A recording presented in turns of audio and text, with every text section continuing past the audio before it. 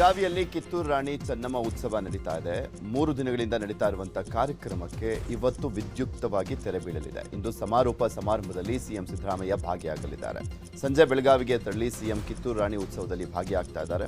CM ಸಿದ್ದರಾಮಯ್ಯನವರಿಗೆ ಸಚಿವ ಸತೀಶ್ ಜಾರಕಿಹೊಳಿ, ಸಚಿವೆ ಲಕ್ಷ್ಮೀ ಹೆಬ್ಬಾಳ್ಕರ್ ಸೇರಿದಂತೆ ಬೆಳಗಾವಿಯ ನಾಯಕರು ಸಾಥ್ ಕೊಟ್ಟಿದ್ದಾರೆ.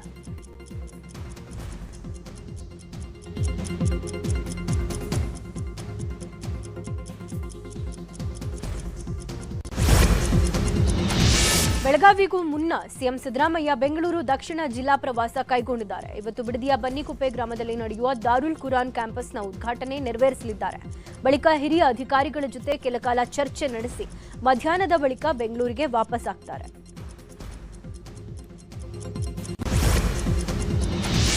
ನಟ ದರ್ಶನ್ಗೆ ಜೈಲಿನಲ್ಲಿ ಹಾಸಿಗೆ ದಿಂಬು ನೀಡುವಂತ ವಿಚಾರಕ್ಕೆ ಸಂಬಂಧಪಟ್ಟಂತೆ ಕಾನೂನು ಸೇವಾ ಪ್ರಾಧಿಕಾರದ ವರದಿ ಮೇಲೆ ವಾದಕ್ಕೆ ಕಾಲಾವಕಾಶ ಕೋರಲಾಗಿದೆ. ದರ್ಶನ್ ಪರ ವಕೀಲ ಸುನಿಲ್ 57ನೇ ಸಿಸಿಎಚ್ ಕೋರ್ಟ್ನಲ್ಲಿ ಕಾಲಾವಕಾಶಕ್ಕೆ ಮನವಿ ಮಾಡಿರುವುದರಿಂದ ವಿಚಾರಣೆ ಇಂದು ನಡೆಯಲಿದ್ದು, ಇಂದು ದರ್ಶನ್ ಹಾಸಿಗೆ ದಿಂಬು ಭವಿಷ್ಯ ನಿರ್ಧಾರ ಆಗುತ್ತೆ.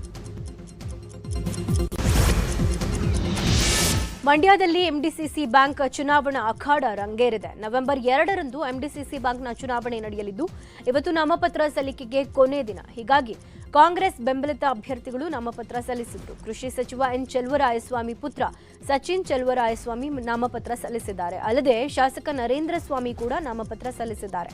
ಇವತ್ತು ಕೂಡ ಹಲವು ಅಭ್ಯರ್ಥಿಗಳು ನಾಮಪತ್ರ ಸಲ್ಲಿಸಲಿದ್ದಾರೆ.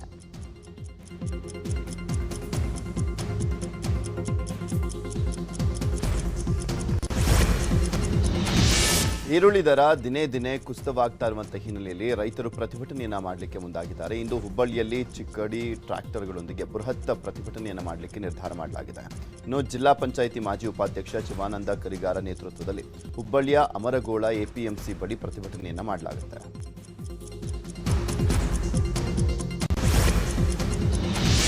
ಉಡುಪಿಯ ಸಾಲಿಗ್ರಾಮ ಪಟ್ಟಣ ಪಂಚಾಯತ್ ವ್ಯಾಪ್ತಿಯಲ್ಲಿ ನಿರ್ಮಾಣವಾಗಿರುವ ಘನತ್ಯಾಜ್ಯ ಘಟಕಕ್ಕೆ ಸ್ಥಳೀಯರು ಭಾರೀ ವಿರೋಧ ವ್ಯಕ್ತಪಡಿಸಿದ್ದಾರೆ. ಕೃಷಿ ಭೂಮಿಗಳಿಗೆ ಮಾರಕವಾಗಿರುವ ಈ ಘಟಕ ಸಿಆರ್ಝೆಡ್ ವ್ಯಾಪ್ತಿಯಲ್ಲಿದ್ದು, ಈ ಹಿಂದೆ ಲೋಕಾಯುಕ್ತದಲ್ಲಿ ಕೇಸ್ ದಾಖಲಾಗಿ ಪ್ರಕರಣ ಇತ್ಯರ್ಥಕ್ಕೂ ಬಾಕಿ ಇರುವಾಗಲೇ ಪಟ್ಟಣ ಪಂಚಾಯಿತಿ ರಾಜಕೀಯ ಲಾಭಕ್ಕಾಗಿ ಉದ್ಘಾಟನೆಗೆ ಮುಂದಾಗಿದೆ ಅಂತ ಸ್ಥಳೀಯರು ಆರೋಪ ಮಾಡಿದ್ದಾರೆ. ಅಲ್ಲದೆ ಅಹೋರಾತ್ರಿ ಧರಣಿ ನಡೆಸಿದ್ದು, ಘಟಕ ಉದ್ಘಾಟನೆ ವೇಳೆ ಕಪ್ಪು ಪಟ್ಟಿ ಪ್ರದರ್ಶನ ಮಾಡ್ತೇವೆ, ಜೊತೆಗೆ ಕಾನೂನು ಹೋರಾಟ ಮಾಡ್ತೇವೆ ಅಂತ ಎಚ್ಚರಿಕೆ ನೀಡಿದ್ದಾರೆ. ಕೆಲವೊಂದು ಪೊಲೀಸ್ ಅಧಿಕಾರಿಗಳನ್ನು ಕೂಡ ನಮ್ಮ ಮಹೇಶ್ ಅವರ ಮನೆಗೆ ಏನೇನಾಗಿದೆ ಎಲ್ಲವೂ ಕೂಡ ನಮ್ಮ ಒಂದು 100-150 ಸಂಖ್ಯೆ ಊರಿನ ಎಲ್ಲ ಸ್ಥಳೀಯರು ಸೇರಿಕೊಂಡು ದೊಡ್ಡ ಮಟ್ಟದಲ್ಲಿ ಇದನ್ನು ಉದ್ಘಾಟನೆ ಮಾಡಬಾರ್ದು ಅನ್ನುವ ಒಂದು ಕೂಗನ್ನು ಇಡೀ ನಮ್ಮ ಸ್ಥಳೀಯರೇನಿದ್ದಾರೆ ಎಲ್ಲರೂ ಸೇರಿ ಒಂದು ಕಪ್ಪು ಬಾವುಟವನ್ನು ಪಟ್ಟಿ ತೋರಿಸಿರೋ ಮೂಲಕ ಅವರ ಉದ್ಘಾಟನೆಯನ್ನು ನಾವು ಇಲ್ಲಿ ವಿರೋಧಿಸಲಿ ಬದ್ಧರಾಗಿ ಅಹೋರಾತ್ರಿ ಧರಣಿಯನ್ನು ಕೂಡ ನಾವು ಆಯೋಜನೆ ಮಾಡಿಕೊಂಡು ಮುಂದುವರಿಸ್ತಾ ಇದ್ದೇವೆ. ಹಾವೇರಿಯಲ್ಲಿ ಅಪ್ರಾಪ್ತ ಬಾಲಕಿ ಮೇಲೆ ಅತ್ಯಾಚಾರ ಮಾಡಲಾಗಿದೆ. ಹಾನಗಲ್ ಪೊಲೀಸ್ ಠಾಣಾ ವ್ಯಾಪ್ತಿಯಲ್ಲಿ ಘಟನೆ ನಡೆದಿರುವಂಥದ್ದು. ಅಪ್ರಾಪ್ತ ಬಾಲಕಿ ಗರ್ಭವತಿ ಆದ ಬಳಿಕ ಘಟನೆ ಬೆಳಕಿಗೆ ಬಂದಿದೆ. ಇನ್ಸ್ಟಾಗ್ರಾಂ ಮೂಲಕ ಬಾಲಕಿಯನ್ನ ಪರಿಚಯ ಮಾಡಿಕೊಂಡಂತ ಆರೋಪಿಗಳು ಅತ್ಯಾಚಾರವನ್ನು ಮಾಡಿದ್ದಾರೆ. ಈಗಾಗಲೇ ಘಟನೆಯ ಸಂಬಂಧ 4ವರನ್ನ ಬಂಧನ ಮಾಡಲಾಗಿದೆ. A1 ಉದಯ ಮತ್ತು A2 ಕಿಶನ್ ಅತ್ಯಾಚಾರ ಮಾಡಿದವರಾಗಿದ್ದು, A3 ಆಕಾಶ್ ಮತ್ತು A4 ಚಂದ್ರು ಅತ್ಯಾಚಾರಕ್ಕೆ ಸಹಕರಿಸಿದಂತ ಆರೋಪಿಗಳಾಗಿದ್ದಾರೆ. ಬೆಂಗಳೂರಿನ ಮಾದನಾಯಕನಹಳ್ಳಿ ಗ್ಯಾಂಗ್ ರೇಪ್ ಪ್ರಕರಣಕ್ಕೆ ಸಂಬಂಧಪಟ್ಟಂತೆ ಪೊಲೀಸರ ತನಿಖೆ ವೇಳೆ ಸ್ಫೋಟಕ ರಹಸ್ಯ ಬಯಲಾಗಿದೆ. ಮಹಿಳೆಯ ಪಕ್ಕದ ಮನೆಯವನಿಂದಲೇ ಕೃತ್ಯದ ಮಾಸ್ಟರ್ ಪ್ಲಾನ್ ರೆಡಿಯಾಗಿರುವುದು ಅನ್ನೋದು ಬೆಳಕಿಗೆ ಬಂದಿದೆ. ಇನ್ನು ಪಶ್ಚಿಮ ಬಂಗಾಳದ ಮೂಲದ ಆರೋಪಿ ಗ್ಲೇನಿ ಸಂತ್ರಸ್ತೆ ಮನೆ ಪಕ್ಕದಲ್ಲೇ ವಾಸವಾಗಿದ್ದ. ಹೀಗಾಗಿ ಮಹಿಳೆ ಜೊತೆಗೆ ಸಲುಗೆ ಹೊಂದಿದ್ದ. ಬಳಿಕ ದುಡ್ಡು ಸಿಗುತ್ತೆ ಅನ್ನುವ ಕಾರಣಕ್ಕೆ ನವೀನ್, ಕಾರ್ತಿಕ್ ಮತ್ತು ಮಿಥುನ್ ಜೊತೆ ಸೇರಿ ಮಹಿಳೆಗೆ ಬೆದರಿಕೆ ಹಾಕಿದ್ದಾನೆ. ನಂತರ ಮಹಿಳೆ ಮನೆಯವರು ರಾತ್ರಿ ಹೊರಗಿದ್ದ ವೇಳೆ ತನ್ನ ಗ್ಯಾಂಗ್ ಅನ್ನ ಕರ್ಕೊಂಡು ಹೋಗಿ ಗ್ಯಾಂಗ್ ರೇಪ್ ಮಾಡಿದ್ದಾನೆ. ಸದ್ಯ ಆರೋಪಿ ಗ್ಲೇನಿಯನ್ನ ಪೊಲೀಸರು ಬಂಧಿಸಿ ತೀವ್ರ ವಿಚಾರಣೆಗೊಳಪಡಿಸಿದ್ದಾರೆ. ಸತೀಶ್ ಜಾರಕಿಹೊಳಿ ಉತ್ತರಾಧಿಕಾರಿ ಎಂಬ ಯತೀಂದ್ರ ಹೇಳಿಕೆ ವಿಚಾರದ ಬಗ್ಗೆ ವಿಧಾನಸೌಧದಲ್ಲಿ ಸಿಎಂ ಸಿದ್ದರಾಮಯ್ಯನವರು ಸ್ಪಷ್ಟನೆಯನ್ನು ಕೊಟ್ಟಿದ್ದಾರೆ. ನಾನು ಯತೀಂದ್ರ ಅವರನ್ನು ಕೇಳಿದೆ, ಸೈದ್ಧಾಂತಿಕವಾಗಿ ಮಾತ್ರ ಅಂತ ಹೇಳಿದ್ದೇನೆ ಅಂತ ಹೇಳಿದ್ರು. ಇಂತಹವರೇ ಸಿಎಂ ಆಗಬೇಕು ಅಂತ ಹೇಳಿಲ್ಲ ಅಂತ ಹೇಳಿದ್ದಾರೆ. ಅಲ್ಲಿ ಯಾರೋ ಕೇಳಿದಾಗ ವೇದಿಕೆಯಲ್ಲಿ ಹೇಳಿರ್ಬೋದು ಅಷ್ಟೇ ಅಂತ ಹೇಳಿದ್ರು. ಯತೀಂದ್ರ ಕೇಳಿದೆ ನಾನು, ನೀನು ಏನಂತ ಹೇಳಿದ್ಯಾ ಅಂತ. ಅದು ಹೇಳಿದಾಗ ಯತೀಂದ್ರ ಹೇಳಿದ್ದು ಸೈದ್ಧಾಂತಿಕವಾಗಿ ಮಾತ್ರ ಮಾತಾಡಿದ್ದೀನಿ, ಇಂಥವರೇ ಮುಂದೆ ಮುಖ್ಯಮಂತ್ರಿ ಆಗಬೇಕು ಅಂತ ಹೇಳಿಲ್ಲ ಅಂತ ಹೇಳಿ. ಯತೀಂದ್ರ ಕೇಳಿದೆ ನಾನು. ನಾಯಕತ್ವ ವಿಚಾರವಾಗಿ ಮಾತನಾಡಿದ ಯತೀಂದ್ರ ಸಿದ್ದರಾಮಯ್ಯಗೆ ನೋಟಿಸ್ ನೀಡುವ ವಿಚಾರವಾಗಿ ಡಿಸಿಎಂ ಡಿಕೆಶಿ ಪ್ರತಿಕ್ರಿಯೆ ನೀಡಿದ್ದಾರೆ. ಈ ಬಗ್ಗೆ ನಾನು ಯಾರ ಬಳಿಯೂ ಮಾತನಾಡಲ್ಲ, ಎಲ್ಲಿ ಮಾತಾಡಬೇಕೋ ಅಲ್ಲೇ ಮಾತಾಡ್ತೀನಿ. ನಮ್ಮ ಪಕ್ಷದಲ್ಲಿ ಶಿಸ್ತಿಗೆ ಮೊದಲ ಆದ್ಯತೆ, ಶಿಸ್ತು ಕ್ರಮ ನಮ್ಮ ಪಕ್ಷದಲ್ಲಿ ಮೊದಲ ಆದ್ಯತೆ ಪಡ್ಕೊಂಡಿದೆ ಅಂತ ಹೇಳಿದ್ದಾರೆ. ಯತೀಂದ್ರ ಅವ್ರಿಗೂ ನೋಟಿಸ್ ಜಾರಿ ಮಾಡ್ತೀರಾ ಸರ್ ಪಕ್ಷದ ವತಿಯಿಂದ?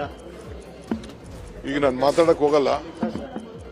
ನಾನು ಯಾರ ಹತ್ರ ಮಾತಾಡಬೇಕೋ ಮಾತಾಡ್ತೀನಿ. ಈಗ ನಾನು ಮಾತಾಡಕ್ ಹೋಗಲ್ಲ. ನಾನು ಯಾರ ಹತ್ರ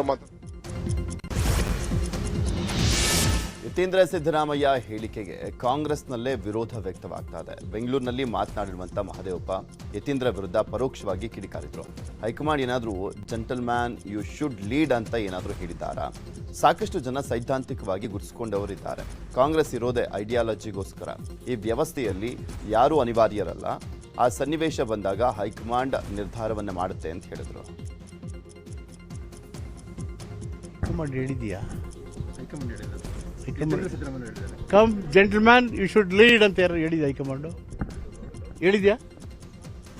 ಕಾಂಗ್ರೆಸ್ ಹೈಕಮಾಂಡ್ ಹೇಳಿದಾರಾ? Then why are you bothering? There are so many people who are ideologically committed. There are so many leaders in Congress. Plenty of them are ideological. Ideology ಇರೋದಿರೋದೇ ಕಾಂಗ್ರೆಸ್ ಇರೋದು. ಕಾಂಗ್ರೆಸ್ ಇರೋದೇ ಐಡಿಯಾಲಜಿಗೋಸ್ಕರ. ಹೀಗಾಗಿ ನೋಡ್ರಿ, ವ್ಯವಸ್ಥೆನಲ್ಲಿ ಯಾರೂ ಅನಿವಾರ್ಯ ಅಲ್ಲ. ಹೈಕಮಾಂಡ್ ಸಚಿವ ಎಂಬಿ ಪಾಟೀಲ್ ಮಾತನಾಡಿ ಯತೀಂದ್ರ ಯಾವ ಅರ್ಥದಲ್ಲಿ ಹೇಳಿದ್ದಾರೆ ಅಂತ ನಾವು ಅರ್ಥ ಮಾಡ್ಕೋಬೇಕಾಗಿದೆ. ಸಾಮಾಜಿಕವಾಗಿ ಸತೀಶ್ ಜಾರಕಿಹೊಳಿ SC/ST ವಿಚಾರವಾಗಿ ಹೋರಾಟ ಮಾಡ್ತಿದ್ದಾರೆ. ಸಿದ್ದರಾಮಯ್ಯ ಅಹಿಂದ ಸಿದ್ಧಾಂತ ನಮ್ದಂತವರು, ಅದನ್ನೇ ಸತೀಶ್ ಮುಂದುವರಿಸ್ತಾರೆ ಅಂತ ಯತೀಂದ್ರ ಹೇಳಿದ್ದು ಅಂತ ಹೇಳಿದ್ರು. ಇನ್ನು ಇದೇ ವಿಚಾರವಾಗಿ ಮಾಜಿ ಸಚಿವ ರಾಜಣ್ಣ ಹಾಗೂ ಬೇಳೂರು ಗೋಪಾಲ್ ಕೃಷ್ಣ ಕೂಡ ಪ್ರತಿಕ್ರಿಯೆಯನ್ನು ಕೊಟ್ಟಿದ್ದಾರೆ. ಯಾವ ಅರ್ಥದಲ್ಲಿ ಹೇಳಿದ್ದಾರೆ ಅರ್ಥ ಮಾಡ್ಕೊಳ್ಳಿ. ಇವತ್ತು ಸಹ ಸಾಮಾಜಿಕವಾಗಿ ಇವತ್ತು ಸಹ ಸತೀಶ್ ಜಾರಕಿಹೊಳಿ ಕೂಡ ಏನು SC/ST ಜನಾಂಗ, ಹಿಂದುಳಿದವ್ರ ಜನಾಂಗ ಸಲುವಾಗಿ ಇವತ್ತು ಶುರು ಮಾಡ್ತಾ ಇದ್ದಾರೆ. ಬೆಳಗಾವಿಗೆ ಹೋದಾಗ ಯತೀಂದ್ರ ಅವರು ಇವತ್ತು ಸಿದ್ದರಾಮಯ್ಯನವರ ಏನು ಸಿದ್ಧಾಂತ ಇದೆ ಅಹಿಂದ ವರ್ಗದ ಇದನ್ನ ಅದರ ಸತೀಶ್ ಜಾರಕಿಹೊಳಿ ಕೂಡ ಮುಂದುವರಿಸ್ತಾ ಇದ್ದಾರೆ. ಅದು ಒಬ್ಬರು ನಾಯಕರು ಅನ್ನೋ ಒಂದು ದೃಷ್ಟಿಯಲ್ಲಿ ಹೇಳಿದ್ದಾರೆ. ಹಾಗಂತಲ್ಲ, ಅವರು ಅಲ್ಲಿ ಹೋದಾಗ ಒಂದು ಕಾರ್ಯಕ್ರಮದಲ್ಲಿ ಅವ್ರ ಉದ್ದೇಶ ಮಾತಾಡಿದ್ದಾರೆ. ಬಿಜಾಪುರ ಬಂದ್ರೆ MB ಪಾಟೀಲ್ ಬಸವಣ್ಣನ ಬಗ್ಗೆ ಬಹಳಷ್ಟು ಇದು ಮಾಡ್ತಾ ಇದ್ದಾರೆ, ಅನುಭವ ಮಂಟಪ ಅಂತೇಳಿ MB ಪಾಟೀಲ್ ಬಗ್ಗೆ ಮಾತನಾಡ್ತಾ ಇದ್ರು. ಅದೆಲ್ಲ ಅವರೆಲ್ಲ ವೈಯಕ್ತಿಕ ಮಾತು ಯಾರು ಕೇಳುವಂತ ಪ್ರಶ್ನೆ ಇಲ್ಲ. ಇದಕ್ಕೆಲ್ಲ ಕೇಂದ್ರದ ನಾಯಕರೇ ವರಿಷ್ಠ ತೀರ್ಮಾನ ಮಾಡ್ತಾರೆ. ನೀವು ಯಾವುದಕ್ಕೂ ತಲೆ ಕೆಡಿಸುವಂಥದ್ದು ಇಲ್ಲ. ನಾವು ಖಂಡಿತ ಪಕ್ಷದಲ್ಲಿ ಆ ನಿರ್ಧಾರವನ್ನು ಅವ್ರು ಮಾಡ್ತಾರೆ, ನಾವು ಅದಕ್ಕೆ ಜೈ ಅಂತೀವಿ ಅಷ್ಟೇ. ಅಲ್ಲ, ಅವ್ರು ಈಗಾಗಲೇ ಕೇಂದ್ರದ ನಾಯಕರು ಹೇಳಿದ್ದಾರೆ, ಯಾರ್ಯಾರು ಮುಖ್ಯಮಂತ್ರಿ ಬಗ್ಗೆ ಚೇಂಜ್ ಬಗ್ಗೆ ಮಾತಾಡ್ತಾರೆ ಅವ್ರಿಗೆ ನೋಟಿಸ್ ಕೊಡ್ಬೇಕಂತ ಹೇಳಿದ್ದಾರೆ. ಅದನ್ನ ಇವರು ಹೇಳಿದ್ದಾರೆ, ಯಾರು ನಮ್ಮ ರಾಮನಗರ MLA ಅವ್ರು ಕೇಳಿದ್ದಾರೆ. ಅದು ಅವರು ಹೇಳಿದ್ದಾರೆ, ನೋಡೋಣ, ಅದು ಗೊತ್ತಿಲ್ಲ ನನಗೆ, ಅದ್ರ ಬಗ್ಗೆ ಮಾಹಿತಿ ಇಲ್ಲ. ಅದೆಲ್ಲ ಅವರೆಲ್ಲ ವೈಯಕ್ತಿಕ ಮಾತು ಯಾರು ಕೇಳುವಂತ ಪ್ರಶ್ನೆ ಇಲ್ಲ. ಯತೀಂದ್ರ ಹೇಳಿಕೆ ಬಗ್ಗೆ ಪ್ರತಿಕ್ರಿಯೆ ನೀಡಿರುವ ಈಶ್ವರಪ್ಪ, ನಾನೇ 5 ವರ್ಷ CM ಆಗಿರ್ತೀನಿ ಅಂತ ಸಿದ್ದರಾಮಯ್ಯ ಈಗಾಗಲೇ ಹೇಳಿದ್ದಾರೆ. ಈಗ ಅವ್ರ ಮಗ ಯತೀಂದ್ರ ಕೂಡ ಮಾತನಾಡ್ತಿದ್ದಾರೆ. ಯಾಕೆ ಯತೀಂದ್ರ ವಿರುದ್ಧ ಕ್ರಮ ಕೈಗೊಳ್ಳೋ ತಾಕತ್ತು DKಶಿಗಿಲ್ವಾ? ಇದ್ರ ಹಿಂದೆ ಏನೋ ಷಡ್ಯಂತ್ರ ಇರಬೇಕು ಅಂತಂದ್ರು. ಮುಖ್ಯಮಂತ್ರಿಗಳ 10 ಬಾರಿ ಹೇಳಿದ್ದಾರೆ, 5 ವರ್ಷ ಪೂರ್ಣ ನಾನೇ ಮುಖ್ಯಮಂತ್ರಿ. ಅವ್ರ ಮಗ ಹೇಳ್ತೇನೆ ಯತೀಂದ್ರ, ನಮ್ಮ ಅಪ್ಪನೇ 5 ವರ್ಷ ಮುಖ್ಯಮಂತ್ರಿ ಬಗ್ಗೆ ಮಾತಾಡ್ತಿಲ್ಲ ಅವರು. ಯಾಕೆ ಅವ್ರ ಬಗ್ಗೆ ನೀವು ಕ್ರಮ ತಗೋತಿಲ್ಲ? ತಾಕತ್ತಿಲ್ವ DK ಶಿವಕುಮಾರ್ಗೆ? ಎಂಥದೊಬ್ಬ ಸಾಬಣ್ಣ MLA, ಅವನ ನೆನ್ನೆ ಹೇಳಿಕೆ ಕೊಟ್ಟಾನೆ. ಇದೊಂದು ಎಳಸು ಹೇಳಿಕೆ ಅಂತ ನನಗನ್ಸತ್ತೆ. ಯಾವ ಕಾರಣಕ್ಕೂ DK ಶಿವಕುಮಾರ್ಗೆ ಮುಖ್ಯಮಂತ್ರಿ ಆಗಕ್ಕೆ ಅವಕಾಶ ಕೊಡಲ್ಲ. ನಂಬರ್ 1. ನಂಬರ್ 2, DK ಶಿವಕುಮಾರ್ ಸುಮ್ಮನೆ ಕೂರಲ್ಲ. ಮುಖ್ಯಮಂತ್ರಿಗಳ 10 ಬಾರಿ ಹೇಳಿದ್ದಾರೆ. ಚಿತ್ತಾಪುರದಲ್ಲಿ ಪಥಸಂಚಲನಕ್ಕೆ ಅನುಮತಿ ಕೋರಿ RSS ಹೈಕೋರ್ಟ್ ಮೆಟ್ಟಿಲೇರಿತ್ತು. ಹೈಕೋರ್ಟ್ನಲ್ಲಿ ವಿಚಾರಣೆ ನಡೆಯಿತು. RSS ಪರ ಅರುಣ್ ಶ್ಯಾಮ್ ವಾದವನ್ನು ಮಂಡಿಸಿದ್ರು. ಸರ್ಕಾರದ ಪರ AG ಶಶಿಕಿರಣ್ ಶೆಟ್ಟಿ ವಾದವನ್ನು ಮಂಡಿಸಿದ್ರು. ಬಹುತೇಕ ಸಂಘಟನೆಗಳು ನವೆಂಬರ್ 2ರಂದೇ ಪಥಸಂಚಲನಕ್ಕೆ ಅನುಮತಿಯನ್ನು ಕೇಳಿದ್ದಾರೆ. ಅನೇಕ ಸಂಘಟನೆಗಳಿಗೆ ಅನುಮತಿ ಕೊಟ್ಟರೆ ಕಾನೂನು ಸುವ್ಯವಸ್ಥೆ ಹಾಳಾಗುವಂತ ಸಾಧ್ಯತೆ ಇದೆ ಅಂತ ಹೇಳಿದರು. ಈ ವೇಳೆ ಮಧ್ಯಪ್ರವೇಶ ಮಾಡಿದಂಥ ಅರುಣ್ ಶ್ಯಾಮ್ 450 ಕಡೆ RSS ಪಥಸಂಚಲನ ಮಾಡಿದೆ, ಯಾವುದೇ ಸಮಸ್ಯೆ ನಡೆದಿಲ್ಲ ಅಂತ ಹೇಳಿದ್ರು. ಇನ್ನು ವಾದ ಪ್ರತಿವಾದ ಆಲಿಸಿರುವಂಥ ಕೋರ್ಟ್ ಅಕ್ಟೋಬರ್ 28ಕ್ಕೆ ಶಾಂತಿ ಸಭೆಯನ್ನು ನಡೆಸಲಿಕ್ಕೆ ಸರ್ಕಾರಕ್ಕೆ ಸೂಚಿಸಿ ಅಕ್ಟೋಬರ್ 30ಕ್ಕೆ ವಿಚಾರಣೆಯನ್ನು ಮುಂದೂಡಿತು. ರಾಜ್ಯದಲ್ಲಿ ಆರ್ಎಸ್ಎಸ್ಗೆ ಅಂಕುಶ ಹಾಕಿದ ಕಾಂಗ್ರೆಸ್ ನಡೆ ವಿಚಾರವನ್ನ ಬಿಜೆಪಿ ಹೈಕಮಾಂಡ್ ಗಂಭೀರವಾಗಿ ಪರಿಗಣಿಸಿದೆ. ಹೀಗಾಗಿ ಆರ್ಎಸ್ಎಸ್ ಅಂಕುಶದ ಸರ್ಕಾರದ ನೀತಿಯ ಬಗ್ಗೆ ವರದಿಯನ್ನ ರಾಜ್ಯ ಬಿಜೆಪಿ ಘಟಕದಿಂದ ಪಡ್ಕೊಂಡಿದೆ. ರಾಜ್ಯ ಬಿಜೆಪಿ ಉಸ್ತುವಾರಿ ರಾಧಾ ಮೋಹನ್ ದಾಸ್ ವರದಿ ಸಂಗ್ರಹ ಮಾಡಿದ್ದು, ವರದಿ ಪಡೆದು ಆರ್ಎಸ್ಎಸ್ ಪ್ರಮುಖರ ಜೊತೆ ಚರ್ಚೆ ನಡೆಸಲಾಗಿದೆ. ಇನ್ನು ಕಲಬುರಗಿಯಲ್ಲಿ ಪಥಸಂಚಲನದ ಕುರಿತು ಅನುಮತಿಗಾಗಿ ಕೋರ್ಟ್ ಅರ್ಜಿ ವಿಚಾರಣೆಯ ತೀರ್ಪು ನೋಡಿಕೊಂಡು ಮುಂದಿನ ಹೋರಾಟ ಮಾಡೋದಕ್ಕೆ ಬಿಜೆಪಿ ಹೈಕಮಾಂಡ್ ಸೂಚಿಸಿದೆ. ಶಾಸಕ ಪ್ರದೀಪ್ ಈಶ್ವರ್ ಹಾಗೂ ಮಾಜಿ ಸಂಸದ ಪ್ರತಾಪ್ ಸಿಂಹ ಮಧ್ಯೆ ಟಾಕ್ ವಾರ್ ಜೋರಾಗಿದೆ. ಪ್ರದೀಪ್ ಈಶ್ವರ್ ವಿರುದ್ಧ ಪ್ರತಾಪ್ ಸಿಂಹ ಅವಾಚ್ಯ ಶಬ್ದಗಳಿಂದ ನಿಂದಿಸಿದ್ದಾರೆ. ಮೈಸೂರಿನಲ್ಲಿ ಮಾತನಾಡಿರುವಂತಹ ಪ್ರತಾಪ್ ಸಿಂಹ, ಮುಳ್ಳು ಹಂದಿ ಮುಖದ ಕರ್ನಾಟಕದ ಏಕೈಕ ಕಾಮಿಡಿ ಪೀಸ್ ಪ್ರದೀಪ್ ಈಶ್ವರ್. ನನ್ನ ಬಗ್ಗೆ ಮಾತನಾಡುವಾಗ ಎಚ್ಚರದಿಂದ ಇರಬೇಕು. ಚಿಕ್ಕಬಳ್ಳಾಪುರದಲ್ಲಿ ಚಿಕ್ಕ ಮುನಿಸಿನ ಕಾರಣ ಪ್ರದೀಪ್ ಈಶ್ವರ್ ಗೆದ್ದಿದ್ದಾರೆ ಅಷ್ಟೇ ಅಂತ ವಾಗ್ದಾಳಿ ಮಾಡಿದರು.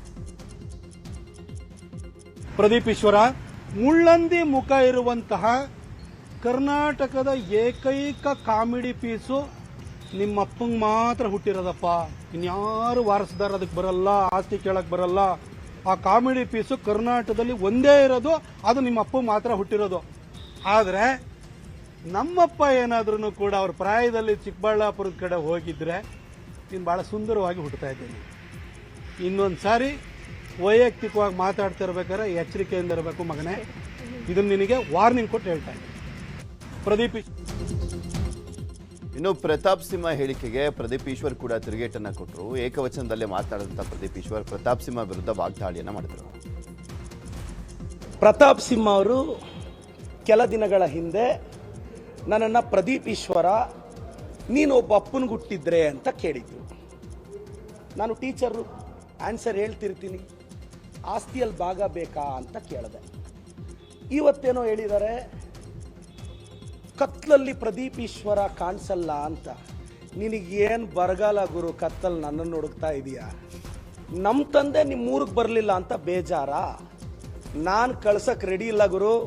ನಮ್ಮದು ಸಂಪ್ರದಾಯ ಕುಟುಂಬ. ಆ ಕಥೆಯಲ್ಲಿ ಮುಳ್ಳಂದಿ ನೀನು. ಪ್ರತಾಪ್ ಸಿಂಹ ಅವರು ಕೆಲ ದಿನ